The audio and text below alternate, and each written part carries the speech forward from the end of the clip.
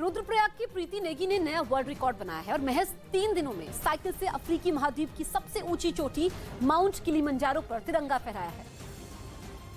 रुद्रप्रयाग की बेटी प्रीति नेगी ने साइकिल से अफ्रीकी महाद्वीप की सबसे ऊंची चोटी को फतेह कर नया वर्ल्ड रिकॉर्ड बनाया है। प्रीति ने सिर्फ रुद्रप्रयाग और उत्तराखंड ही नहीं बल्कि पूरे देश का नाम रोशन किया है। प्रीति ने महज 3 दिन में साइकिल से अफ्रीकी महाद्वीप की सबसे ऊंची चोटी माउंट किलिमंजारो पर तिरंगा फहराकर असंभव काम को संभव बना दिया। ये वर्ल्ड रिकॉर्ड 18 दिसंबर को बनाया गया था। इससे पहले माउंट किलिमंजारो पर साइकिल से 4 दिन में फतेह करने का रिकॉर्ड पाकिस्तान की समर खान ने बनाया था, जिसे प्रीति ने 3 दिन में फतेह कर नया वर्ल्ड रिकॉर्ड अपने नाम कर लिया है। साउथ अफ्रीका की सबसे ऊंची चोटी को क्लाइंब करके अपने देश का झंडा फहराया है। प्रीति ने अपने रिकॉर्ड को शहीद माउंटेनियर एवरेस्टर सविता कंसवा, नोमी रावत और भारतीय सेना के जाबाज सिपाही अपने शहीद पिता को श्रद्धांजलि के तौर पर समर्पित किया है।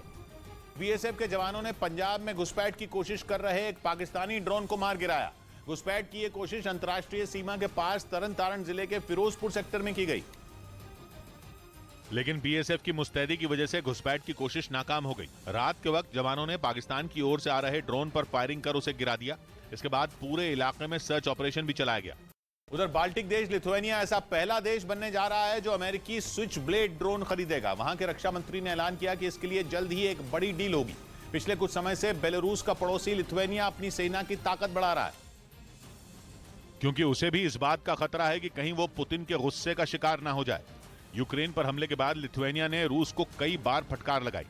नेटो के सदस्य देश ने पुतिन का साथ देने के लिए बेलारूस को भी जमकर खरी खोटी सुनाई। उसने पश्चिमी देशों से ये तक अपील की थी कि रूस से ज्यादा बेलारूस पर लगाम लगाने की जरूरत है, क्योंकि उसे इस बात का डर सता रहा है कि देर सबेर रूस उसे निशाना बना सकता है, जिसका मुकाबला करने के लिए लिथुआनिया ने अपनी ताकत बढ़ानी शुरू कर दी।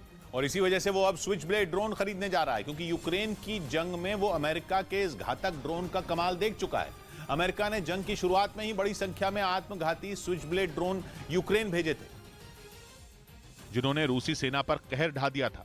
इस ड्रोन को रूसी सेना के टैंकों का काल कहा जाने लगा।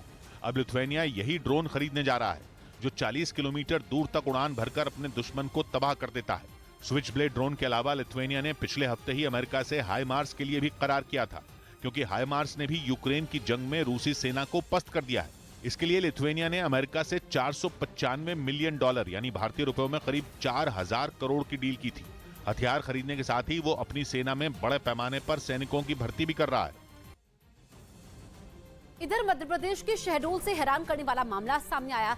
आरोप है कि वहां सीएम हेल्पलाइन पर बिजली विभाग की शिकायत करने पर एक आदमी के घर की बिजली ही काट दी गई, क्योंकि उस आदमी ने बिजली विभाग की कमियों की शिकायत सीएम हेल्पलाइन पर की थी। आरोप है कि इसके बाद खफा वहां के बिजली विभाग के सहायक अभियंता ने उसके घर की बिजली ही कटवा दी, जिसकी वजह से उसे 2 दिन अंधेरे में गुजारने पड़े।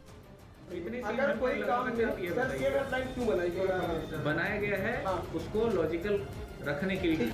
जिस आदमी की यहाँ की बिजली काटी गई, उसका आरोप है कि उसके पड़ोसी को बिजली विभाग ने बिना सही डॉक्यूमेंट के बिजली कनेक्शन दिया था, लेकिन जब इसकी शिकायत उसने सीएम हेल्पलाइन पर की तो उसके ही घर की बिजली काट दी गई। हालांकि बाद में जब उसने अपनी शिकायत वापस ली, तब जाकर उनका बिजली कनेक्शन जोड़ा गया।